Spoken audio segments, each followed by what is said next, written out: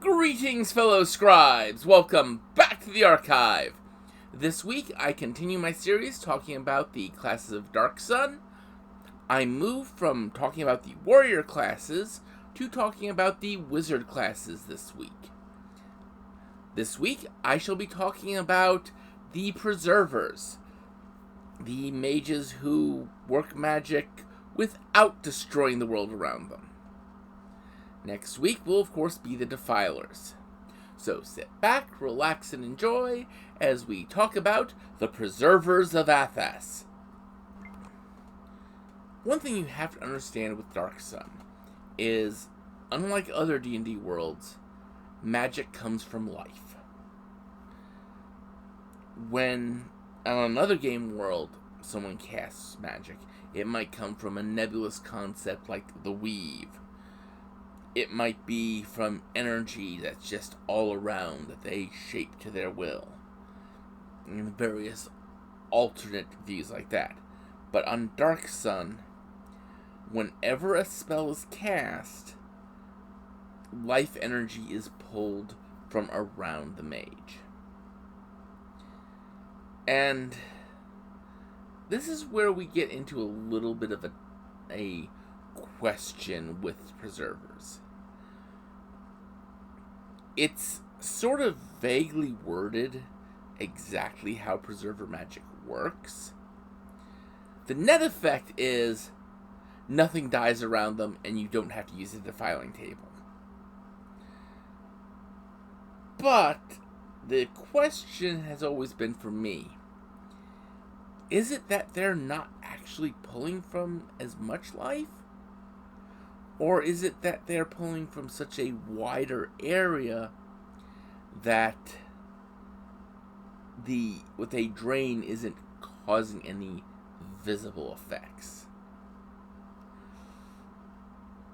Not really sure on this.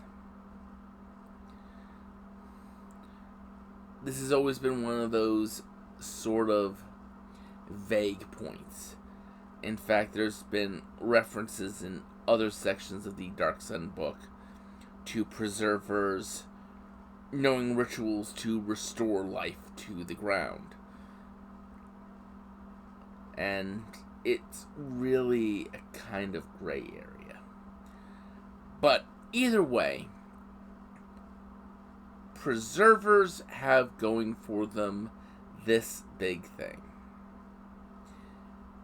Their magic doesn't contribute to the destruction and desolation of the world of Dark Sun. How they do that, that's pretty much up to the GM. But one of the effects of this is certain powerful mages, i.e. the Defiler Sorcerer Kings, don't like preservers because their magic is in tune with the environment and they try to help replace the environment, green the desert, as you will. And because of this, preservers are every bit the outlaw of the Defiler. In essence, unless you're a Sorcerer King, you cannot practice magic openly. Because Sorcerer Kings are gods. At least that's how the people view them.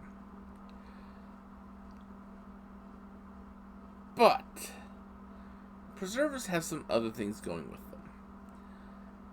There's this group. It's an all-preserver group. It's called the Veiled Alliance.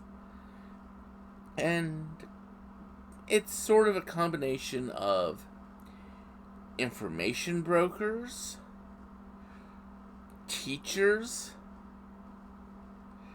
and just renegade preservers, all working together for the good of Athas.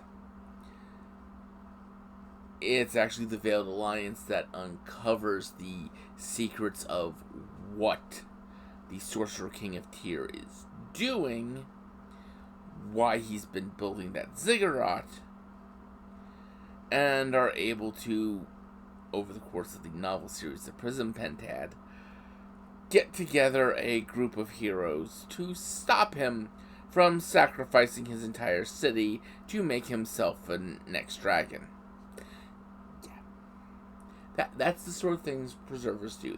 They look out for Athas. They are pretty much environmental mages. Though they can be any alignment. It's just they tend towards the good and neutral alignments. Of course, preservers pretty much, from a mechanical perspective, follow the same rules as the mages in the player's handbook. Or the wizards in the player's handbook, I should say. And that's pretty much the long and the short of preservers. They can specialize freely. In fact, the illusionist class is a specialist mage of illusions that they give as an example, and those can be either preserver or defiler. And that's, as I said, that's pretty much preservers. They're the straightforward of the two overarching mage classes in Dark Sun. They progress slower. They learn their magic at the same rate as a mage from using the player's handbook would. So, with that said, that's it for this week. Next week, I will be talking about the more mechanically complicated defilers. So until then, I'd like you all to remember to have fun and keep gaming.